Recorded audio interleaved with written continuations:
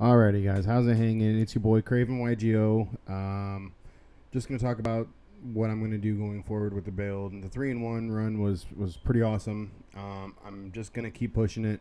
Really, what I saw and what I want to discuss the most is the deck's issue with not drawing. Like, some of the times I got beat out because I just didn't get something to resolve before they beat me out. So like, if I, how to explain it? If the opponent gets their full board and I don't have anything to get over, it's just an automatic loss at that point. So I am thinking of a two-pronged attack way to deal with it. One, we're really trying to limit their full combo. I don't want to completely stop their combo in its tracks, unless if there's like one card that just hits and it's game over. But I want to try and limit their combo, and then depending on the draw, clear their board. I think overall that's going to be the best bet. So that's going to be a lot of my focus, but we're going to do a quick rundown. I really trimmed this down. That way I could fit a lot of hand traps. I could also fit a lot of going second cards as well. So yeah, here we go. Triple Ovi, triple baby, one Annie, one Misk, and one UCT. People swear by two. I mean, sometimes I miss it, but also at the same time I know that I'm going to miss getting wrecked more than the second UCT, you know what I mean? Especially going second. I don't even side the second one. We're going to see how it goes. I didn't really even side it in last match, or last round, so we'll see how that goes. Spells. Triple Fossil Dig. Triple Lost World. Double Evo. We have triple Prosperity and one Called By. I think those are pretty standard ratios from like every other Dino deck in existence. And now we're going to go into the hand traps. I'm going to do double nib. I'm going to do double droll, triple imperm, and the gammas and the drivers. Like I was saying, really it's about limiting my opponent's board and then just smashing it.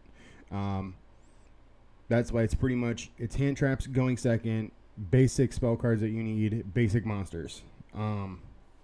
It's really, like I said, I really slimmed it down as thin as I physically thought would allow the deck to function. I cited the scrap stuff, I cited terraforming, I cited everything that you don't, that was in there that you don't see. So triple storms, triple dark ruler, and triple evenly matched.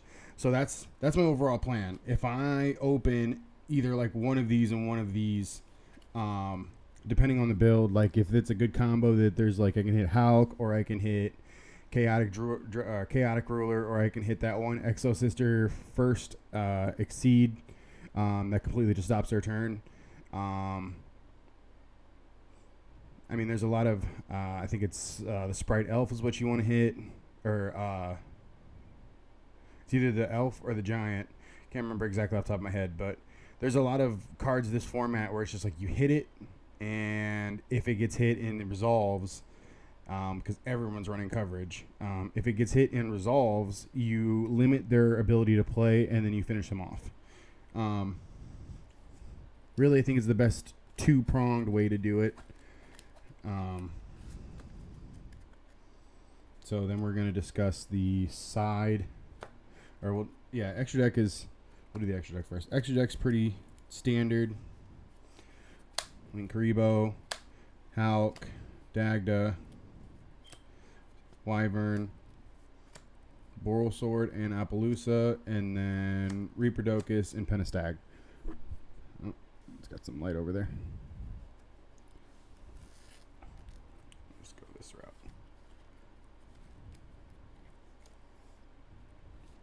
Really, it goes this, then this, then this, then this, and that's really the full combo. You don't even really need any of these per se. I mean, you can, but I don't even run this anymore. This is pretty much just in here for prosperity fodder, and if I just decide I want to swap that out. Lagia Dolka and Dugares pretty much don't even really need any of this. Just, you know, I don't even make it. Just pretty much prosperity fodder. And then we've got Nat Beast, Baron or Barone, the TG Wonder Magician, and Boral Savage. Blech, can't speak today. Pretty much the same extra deck I've been running the entire time. So then the side, we're doing the triple cross out. We're doing the coverage for Ash. We're doing the single terraforming. Then we have the scrap package. And then the rest of the combo pieces. Scythe, Adhara, Rex, rest of the 2 hand traps. And then I know people are really going to hate me, but 2 mine. Really, that's why I'm siding the terraforming, because when I side the mines in, I side the terraforming, and then I'm running 4 Lost Worlds and 3 Mystic Mines. I was trying to get this into the main, but I feel like it limits the deck. Whereas right now, I think that's a pretty good spot where it's just like, because that's 18 hand traps and going second. Oh, it's actually more because I swapped those, so it would be, I think it's 19 now, right? 1, 2, 3, 4, 5, 6, 7, 8, 9, 10, 11, 12, 13, 14, 15, 16, 17, 18, 19. Yeah, that's 19 hand traps and going second cards. So that's almost half the deck that's just like straight up just shutting down my opponent. I didn't really want to put these in on top of that. If I end up taking some of the stuff out that I don't need, like if I don't need nib from my opponent or whatever, I'll side those in, I guess, or something like that. I really want to try to fit these in, but it feels like both of these at 3 are kind of just too much. I mean, ideally, I would like to fit these and these in and still keep the consistency, but I don't think that's going to be a possible thing. So yeah, that's just my thoughts. I might end up taking those hand traps out in favor of something different. I just don't know 100%. Definitely need this for the cross out though. I wouldn't get rid of that. So yeah, 3-1 last week. It's going to be a case tournament in 2 weeks, I believe. So I want to try and do a top 4 this weekend. We'll see, if I can 4-0. We're gonna see how that goes, because I went 3-1 last week, which was pretty nice. I like that, especially like I didn't even really play any pushover decks either. So we'll see how it goes. Wish me luck.